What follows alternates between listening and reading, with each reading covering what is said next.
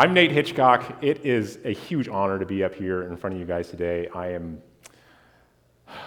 feeling really blessed that you guys let me up here, and the powers that be here at Unity let me up here to do this. I love it on stage. I fell in love with this sort of thing early in my life, giving a best man speech for my college best friend, and it was such a rush, and I've loved being up here ever since. Speaking of rushes, our subject today is power. Power. How many of us young men, perhaps, have stood in the mirror, flexed the muscles, want that physical power, right? Exactly. Eric, did you do this? Probably not, huh? Your own version. Power is a very interesting thing. A little audience participation here. Holler out here. What do you guys think of when you think of power? Control. I hear control, yes. Strength, did I hear strength? Confidence. Waterfalls. What was that, Victor? Waterfalls. Power of nature. Perhaps the most power we'll see is the power of nature, and we're witnessing it all the time, aren't we? What else? Dragon Ball Z. I don't even know where to go with that. Power. Well, power really is how we affect the physical world. Power from the perspective of humans, anyway. How we affect the physical world. Where the rubber meets the pavement, so to speak, as the expression goes in regards to your car. We heard a bunch of them come out here. Physical action is one of those. Physical action we take out in the world is probably the most common.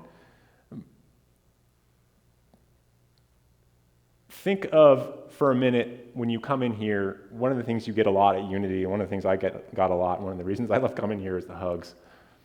Anybody appreciate the hugs when you get here at Unity? Yeah. Anybody experience a real hug for the first time here at Unity? Like a real hug, like, not, the bro hug, that half a hug, I'm talking a real hug like you get from Jane, and it lasts 10, 15 seconds long.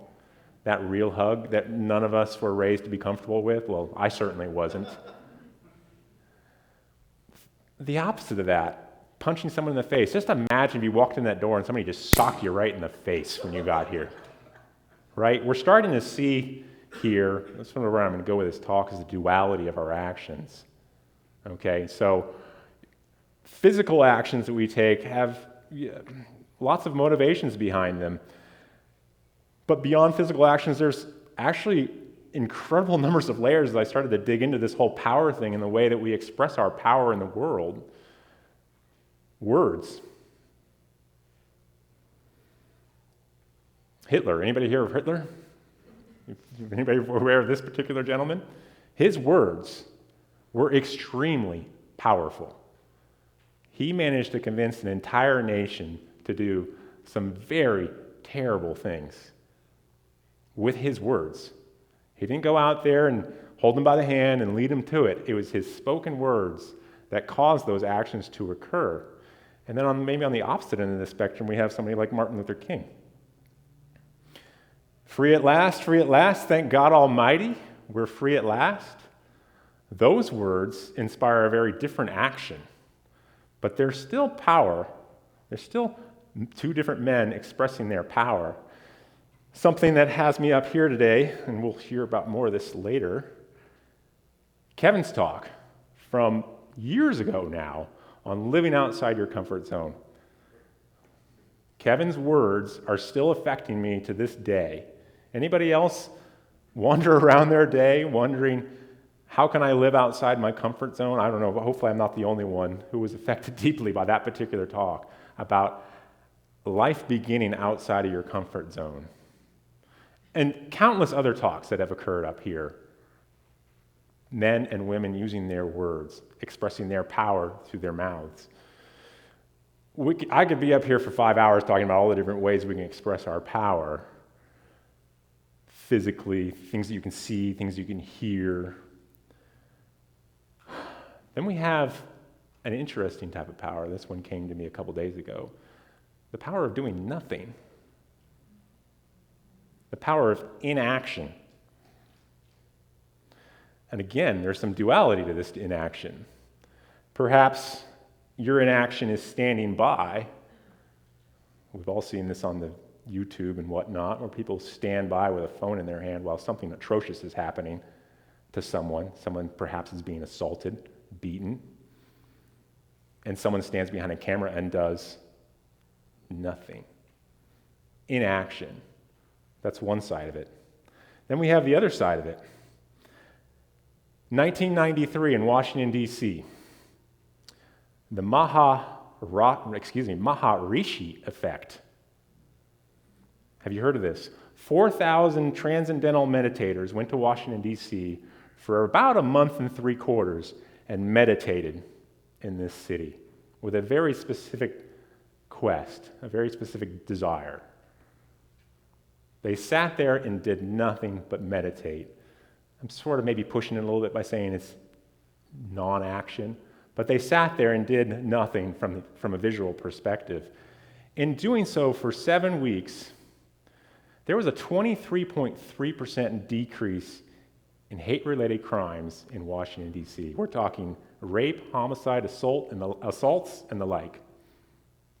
23.3%. These 4,000 meditators caused hate crimes to drop by 23.3% by doing nothing. By doing nothing. Kevin, can we have the first movie clip? Let's dig into our movie now. Harry Potter and the Sorcerer's Stone. Here in this movie, we have two characters. I mean, I don't know if we're going to call them the main characters, but we have Harry Potter and we have Lord Voldemort, he who shall not be named. You know who, right? Right? Both expressing their powers in very different ways. Very different ways with very different motivations. So let's check out this scene here from the movie. This is a great one. I love it. Kevin, can we have the first clip?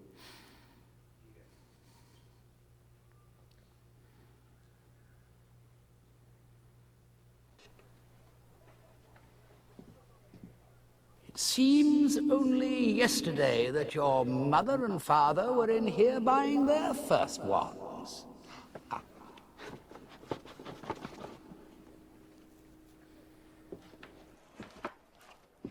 Here we are.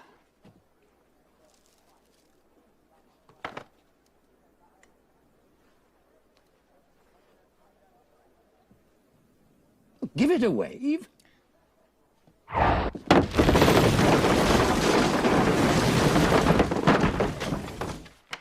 Apparently not.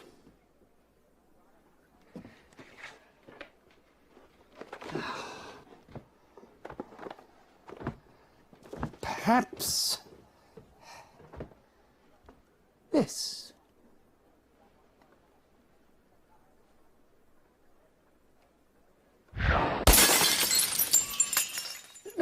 No, definitely not. No matter.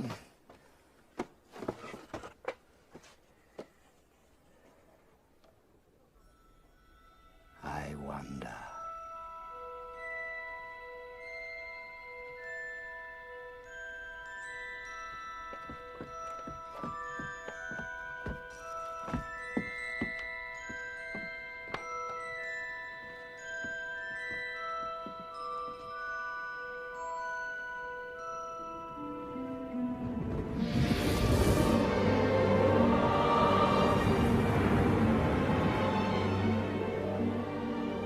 Curious. Very curious. Sorry, but what's curious? I remember everyone I've ever sold, Mr. Potter. It so happens that the phoenix, whose tail feather resides in your wand, gave another feather. Just one other.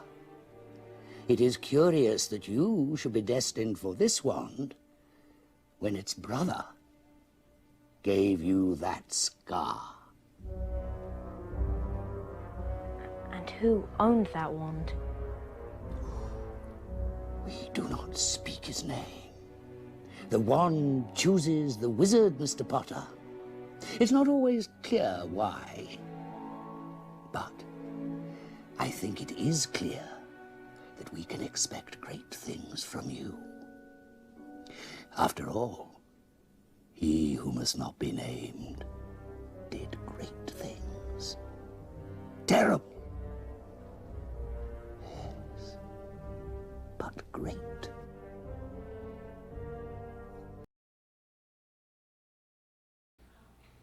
Terrible. Powers.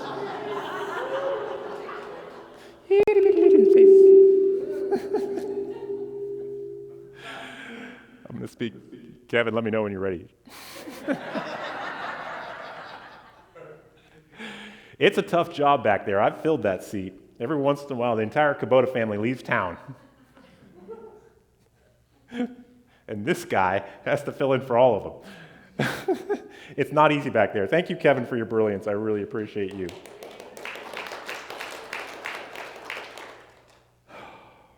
We can expect great things from you, Harry. I love this scene because it really shows you how Lord Voldemort expressed his power. He did great but terrible things. Hitler did great but terrible things. What he was able to accomplish, what the Roman Empire was able to accomplish, if you think about it on a physical scale, was pretty impressive. Not very helpful. Not a very positive force for good in this world, but powerful. They definitely express their power. And here we see the precursor to an entire wizarding community fully anticipating what this young man has to bring forth in his power. They're hoping for some miracle. You get a little bit of a Jesus effect going on here with Harry Potter. And we're really, again, starting to see the dichotomy between the two. We have Voldemort's actions, his power being expressed in ways that involve hurting people, killing them, basically inducing fear in them. And throughout the movie, we see Harry Potter's actions continually fueled by love. Over and over and over again, you see him stopping what he's doing and think for a second, what should be done here? And he basically sets aside his own needs in order to save a classmate, to better a situation in some capacity. We have the scene, I love this one on the broom. I'm assuming everybody here has seen the movie. Has anybody not seen Harry Potter and the Sorcerer's Stone? 2? Was there any over here? 3, 4, 5? 5 people in this entire room haven't seen the movie. Okay. We have a scene in Harry Potter where they learn to ride their brooms. These are all young students in the first movie. They're all first-year wizards. They're freshmen, so to speak. And they are given their broomsticks. The wizards and wizards in this movie ride broomsticks, as the tale goes. And they're all on the 2 lines here, and they're learning to ride them in their hand, and they're doing this. Some of the kids have a tough time with this. Some of them cannot get these brooms to do what they need them to do. And others, like Harry, is a prime example, no problem, picks it up like nothing. It's like he is clearly built for this at another level. He's had past lives where he was riding broomsticks, and so he has got a real knack for this thing. And an incident happens with Neville Longbottom, who is the sort of hapless friend of Harry Potter and classmate at this, who is really, it would appear to be not very good at much. He's sort of clumsy and awkward, and he has a little incident and has to go off to the infirmary at Hogwarts, and so the teacher leaves, and Harry's nemesis at the school, wow, I can't believe I'm blanking on his name. Draco Malfoy. Eric's seen the movie a couple times. Haven't read the books. Draco Malfoy immediately starts to cause some trouble. And he takes a prized possession of Longbottom's and takes off with it. And it's important to Neville I can't remember why, but for some, it was a gift or something to him. And Harry basically is like, the heck with this, and defends Neville and goes to get this back from him, and involves a bunch of cool flying on broomsticks and all this other cool stuff, and neat scene. But we see Harry, this is one of the first times where he's sticking up for the underdogs of this community. He's sticking up for his classmates. He's acting out of love. He's trying to prevent pain and suffering in others. And so we see his actions continually motivated by love. And they're both expressing their powers, Voldemort and Harry, but they're also both developing a following. They've both developed a following, but they develop for very different reasons. Voldemort's followers, for the most part, are acting out of fear, worried that he is going to rise into power, and that if they hadn't supported him along the way, that they'd be in trouble. So Voldemort comes up and says, I'm going to be in charge, and they say, well, no, I don't want you to be in charge. I'm paraphrasing here, of course. And then he becomes in charge. This guy is so powerful, they're worried that he's going to kill them, hurt them, imprison them in some capacity. So they follow him out of fear and a sort of misguided faith that he's actually going to be in charge someday because he is that powerful. Harry's followers are following him because they know he's doing the right thing and they love him. It's many movies down the road. I'm a bit of an overachiever, so of course, in preparing for this talk, I didn't just watch the first movie. It's an 8-film collection. We got to 7 last night. Couldn't quite make it to 8. It's tough to stop these movies. You watch one, you're going to want to keep going. So if you haven't seen it yet, or you go home, and make sure you get all 8, because you're going to have a tough time stopping. Where was I going with this? Harry's followers, and we hear it in, I believe it is the Order of the Phoenix, where they're following him because of this really interesting thing called friendship, loyalty, love, compassion. They stand by his side time and time again. And in the first movie, we have a scene where Harry's friend Weasley, Ronald Weasley, actually puts his life on the line in a game of what's called wizard's chess, where you actually get on the chess pieces and you engage it. And in wizard's chess, it's not just knock the chess piece over when you're taking it. You actually destroy the chess piece that is shattered. So if you are acting as the chess piece in a game of wizard's chess at a place like Hogwarts, when your piece is up and taken by your opponent, you are dead. And there is a scene where Ronald Weasley actually decides, because there's, if anybody's played chess, you have to be willing to give up certain pieces as you go, protecting your king and queen such that you may win the game. And Weasley sacrifices himself at one point in it. He literally puts himself to death. Well, spoiler alert, he doesn't die. But he was willing to, and not because he was scared. And we'll see over and over again throughout the movies that Voldemort's followers aren't quite so committed to dying on his behalf, and they are routinely running off when push comes to shove and death is the option that's on the table right now, because they're doing it out of fear. And there's no bigger fear than dying, right? So, well, hey, I'm about to die right now, so I think I'm going to go take my chances by leaving and hope that this guy doesn't make it. Kevin, can we have that picture? It doesn't show up real well here, but this is a scene actually well into the series. I want to say this is Goblet of Fire, where Harry and Voldemort are dueling with each other with their wands. And you see Harry on one side and you see Voldemort on the other side, and the two are going at each other, and it's this beautiful scene where it's sort of pausing in this sequence. Anybody recognize that pattern?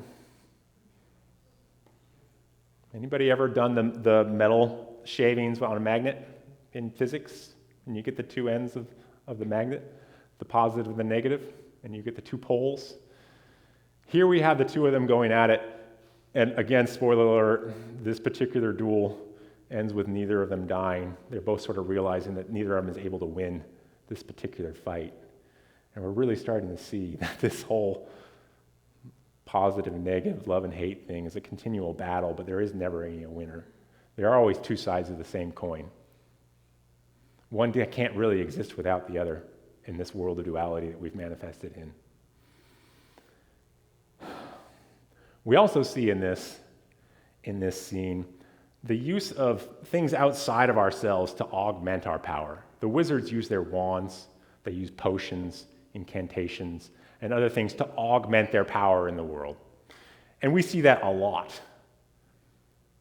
When exactly, for the historians in the room, did the United States rise itself up to a seat of power to become, quote unquote, the most powerful nation in the world? What happened at the end of World War II?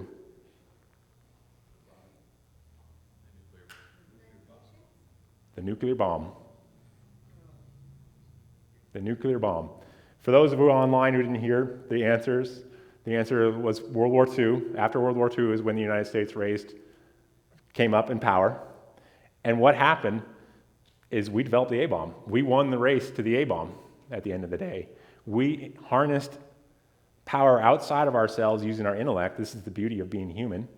We have this incredible mind. We're using the power of imagination, which we'll hear about later in this series, this Real to Real series. And we developed this bomb.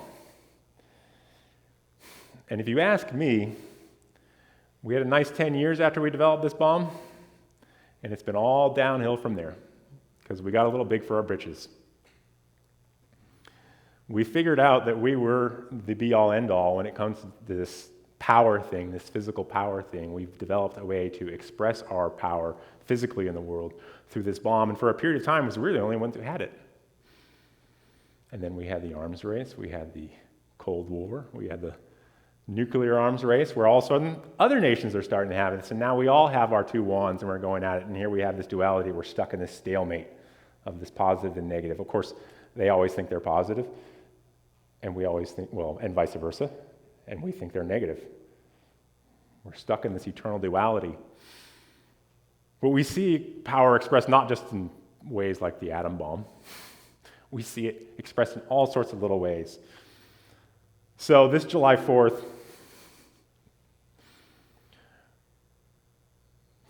I'm going to take a risk here and tell this story. This July 4th, we live over by Pilot Butte. We live in an apartment building over there by Pilot Butte, and we're down on the patio enjoying the fireworks show. If you don't live in Bend or haven't seen it, every July 4th over Pilot Butte, which is a big old butte here in the center of town, more or less the east center of town, and they shoot off a fantastic fireworks show. And so we're enjoying it, and there's some people around us. And then it ends, and we're pretty close to it. And because it's right up in there, there's a lot of people over at the Pilot Butte Park, like hundreds and hundreds of people in their cars, and their motorcycles, and they're walking, and there's lots and lots and lots and lots and lots of people there. And there's lots of young men expressing their power, trying to, with their vehicles, their motorcycles, their exhaust note. Are you guys familiar with this? If you live in this town, you've probably heard it. You probably lost some hearing because of it. You know that? You know what I'm talking about? The giant truck, the really loud motorcycle. We live a couple hundred yards off of Highway 20, so we are serenaded by it all day and night long. Young men, primarily. I'm sure there's some young women out there, and I apologize to anybody in the room who may have this vehicle right now. I say it with love, because I was a young man once, and I had that motorcycle, right? I'm trying to augment my power in the world through a physical device. And so there's at one point, this really loud motorcycle went tearing down the street, and the guy behind us, and they're drinking a little bit, he goes, "Oh my God, that guy has a huge..." I was hoping somebody might shout it out here, have the courage to shout it out. He was, intellect, Kevin shouts out in the back. It's referring to something in the nether region, right? His genitalia. Because the running joke is that they're compensating for something, right? Anybody not told this joke or heard this joke about the loud cars and the loud motorcycles? That these young men are compensating for some inadequacies other places in their lives? Their little itty-bitty wands?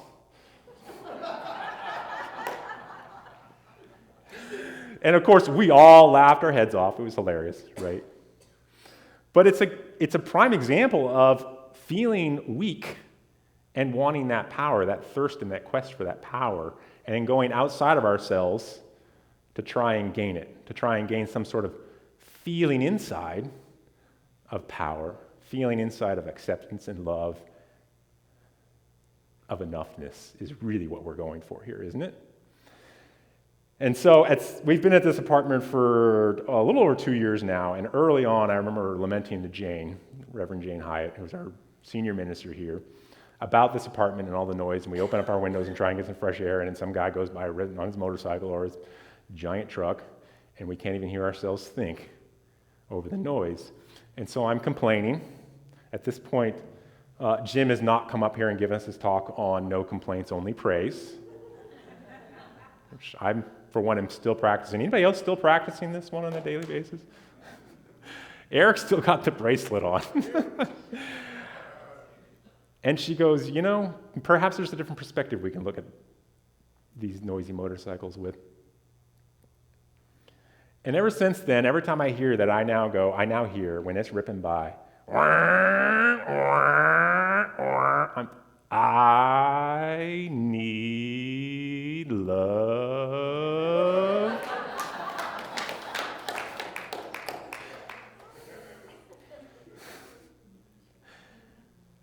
So really, as we express our power in the world, rather than expressing hate towards this gentleman, rather than engaging in this duality, it's really about learning to use our power effectively and figuring out how to go through this world and effectively use that. So turns out there's actually some guidance that we're receiving on a daily basis on how to best do this. And when you stop and listen, you'll hear it. Kevin, can we have the second movie clip?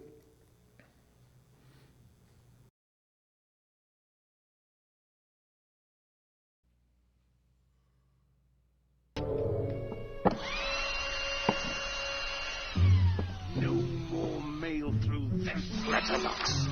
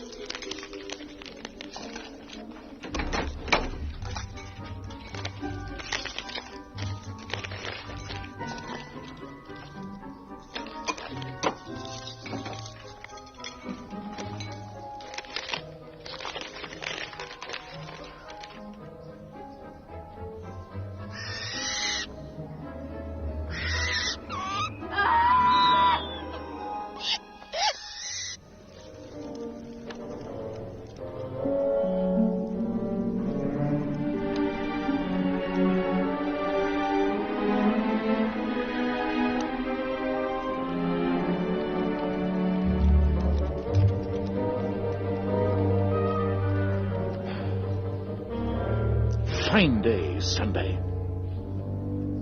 In my opinion, best day of the week. Why is that, Dudley? Because there's no post on Sundays. Right you are, Harry. No post on Sunday. Ha! No blasted letters today. No, sir. Not one single bloody letter. Not one.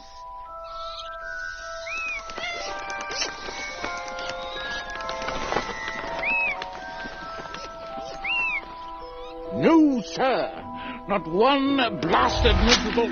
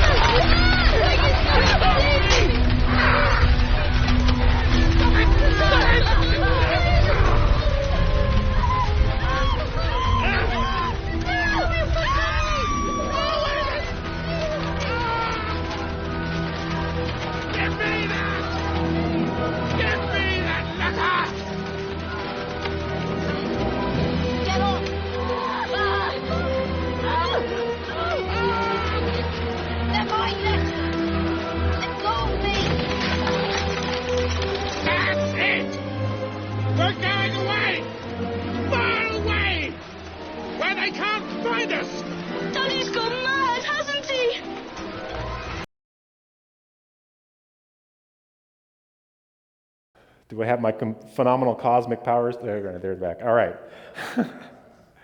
That scene, if you don't remember or you haven't seen the movie, there's these letters that come from Hogwarts basically asking Harry to come to school. And he doesn't know about this Hogwarts thing at this point in his life. And these letters show up and he never gets any mail. That is his aunt and uncle that he's living with, who are begrudgingly housing him because his parents died where they were killed by Voldemort when he was a baby, and that's how he got the scar on his head. And so these letters are coming, but his uncle does not want him to receive these letters because he's basically filled with hate and is basically feeling put out because he has to feed and clothe and house Harry for the entirety of his life, and he doesn't really want to for some odd reason. And so these letters keep coming, and he keeps denying them. He keeps trying to prevent it. He boards up the mail slot. He goes to great lengths. They're showing up in the eggs, that she's cooking. And basically, they're not unable to deny the calls from the universe to take action in a specific way. And we've all heard that if you ignore those, it starts out as a knock, and then it turns into a louder knock, and eventually it's thumping you on the head with a sledgehammer. Anybody experienced this? Yeah, I see a hands up over here. Yes. You have a calling out there. There are things that the universe, perhaps your soul when you incarnated set this forth, wants you to do quite badly. And you continue to deny it, you continue to board up the mail slot and ignore the letters, it's going to start banging you over the head with a sledgehammer. I've been down this road before. William talks about ending his current career. I can fully relate to this need to end a career that no longer serves me. There are times in life when we have to shift and take a different action. And the universe is helping guide us. We just have to listen. I have a quick story to tell you about the universe trying to tell my wife and I something. This is a couple years after we moved to Bend. We've been in Bend several years now, and we moved up here because, I know this is going to be hard to believe, but we actually lived in California. So we were the only Californians to ever move to Bend. We lived in California and loved it there, but it just got too darn crowded. Too busy. The traffic got too bad. I got too sick of this drive that used to take 10 minutes, now it's taking an hour and a half. And I'm not exaggerating. If you've experienced California traffic, you know it can be a nightmare. So we're down there visiting my parents who still live in my childhood home in the town of Albany, California. And it's my wife and I. And one of our favorite things to do, we used to live about 20 minutes away from them inland. We used to love to go to the city of Carmel. Anybody been to the city of Carmel, California? City by the bay. Beautiful area. Adjacent to it is this town called Monterey.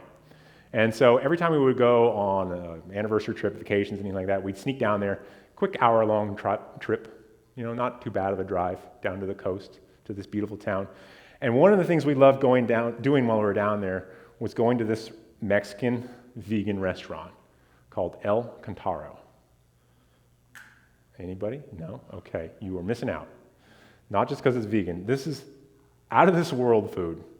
And we love going there every time we would go there. So we're visiting my parents, but we don't have the scratch or the time to go down there and spend the weekend. So we're just going to drive down. It's Friday. Let's enjoy a quick trip down to the coast. Somehow in our couple of years here in Bend, we had forgotten that California has traffic, especially on Fridays. Especially on Friday nights. Here, what happens when after work and things calm down? The roads in California, they get out and they go and they drive and the highways clog up madly. So we hit the road. I asked Google to send me to El Cantaro in Monterey, California, and it does its thing. And all of a sudden, it's taking us on some really weird roads.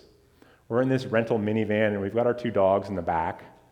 And all of a sudden, it's taking us in this roundabout. We're not on the highway anymore. Twisty roads through the hills. There's a lot of hills in this area of California. And the dog barfs because in these twisty roads. Pull over, clean it up. I have a neat issue. Get back on our drive. Dog barfs again. Pull over, clean it up, get back on our drive. And I'm not kidding you on this, okay? The universe is starting to talk, and we are not having it because we want to go to El Cantaro. It's our favorite restaurant. We're driving along, and we've got these blue water bottles, blue glass water bottles that we keep our water in. We've got 4 of them with us, and they're sitting in this center console thing in this minivan, so it's got this big space. We're driving along, sort of. It's really slow because we're not on the highway, and one of the bottles just straight up explodes.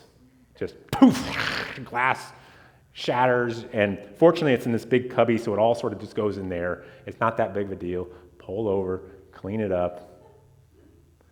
This is pretty weird. So there's 2 bottles with us at the time. I take the other bottle and I put it in my lap. And we go on our way. And we're going on to El Cantaro. It's taken a long time. We're hungry. Dogs are barfing in the back. And we're driving along. And what happens to this other bottle? It explodes in my lap. Glass, water, all over the place, in my lap. I'm not driving. I'm the passenger in this case. What the F is going on here, universe? At this point, I've sort of learned to play with the universe a little bit, but I'm ignoring it at the moment. I'm covered in glass, and I'm covered in water. It's a warm day. We clean it up, and we're like, there might be something going on here. Should we maybe turn around? And we're like, no, we're almost there. We continue on our journey. And we get to Highway 1, which is we have to get back on the highway to get down to Monterey. And lo and behold, it is not moving at all. Bumper to bumper traffic, it's packed solid. We're not going anywhere.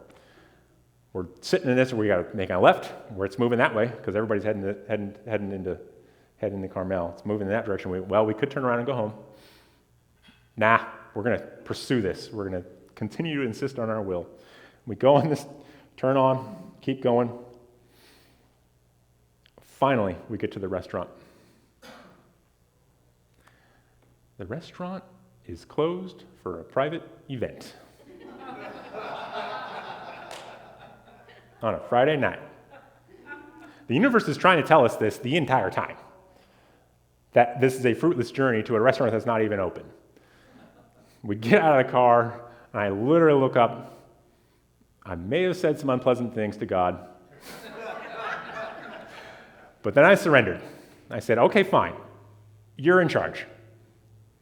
You tell me. We're starving hungry at this point. I said, God, I'm going to pull up Yelp, which is this little app for finding restaurants to eat because we're vegetarian. I said, God, I'm going to punch in vegetarian food in Monterey, and we're going to the first one you give us. I'm going to trust you on this. Pull it up, enter it, up come the results, 58, whatever, options for us to choose from. The mind would go, well, let's surf through them all, look at the ratings, look at the reviews, let's check out the menu. No, I'm choosing the first one. I'm not making a decision here. I'm handing this over to God. Let go and let God. Tap on it. I basically said a prayer saying, this is what we expect. We expect a nice, quiet dinner where we can be in love with each other, not too many people, and the food's going to be delicious. It gives us this Thai place in the middle of town. We go to it. It is packed. Packed full of people. And we're like, what the hell, God, man? I asked. Right? I made my claim. Get down there. Get in there. We aren't seated. We seat in about 5 minutes. We sit down. The entire place empties out because we're clearly coming at the end of rush. We had the entire restaurant to ourselves. The food was amazing. Beautiful music playing. Wonderful service. It all worked out in the end. The universe was talking loudly to this day. This has happened repeatedly. I could tell probably 8 different stories of ways I've learned to listen when the universe is really hitting me way over the head with a sledgehammer and saying, don't do this. So we are always getting these messages, these letters coming from the universe telling us what action should we be taking that helps us function for the betterment of ourselves, function for the betterment of the world, function for the betterment of others. I'm going to finish this with a quote from a book called Divine Audacity by Linda Martello Whitsett. I texted Jane and said, hey, I want to do a little education on the 12 powers, and she said, this is the book. And she wasn't wrong. So Divine Audacity is basically engaging our 12 powers. With Divine Audacity, I am the light of the world shining brightly. In my presence, others remember their divine identity. In my presence, others heal the illusion of separation. In my presence, others stand tall and behave humanly. They snap back from self-pity and self-derision and to claim their spiritual capacities. In my presence, others sense and act from their essential goodness. In my presence, others come home to themselves, to the self that is not their personality, but their divine identity. You don't have to be a superhero or a wizard to express your divine audacity. You don't have to be a superstar or a super anyone. You only have to attune to your essential nature, which is goodness or godness, and follow its lead in all things. Thank you very much.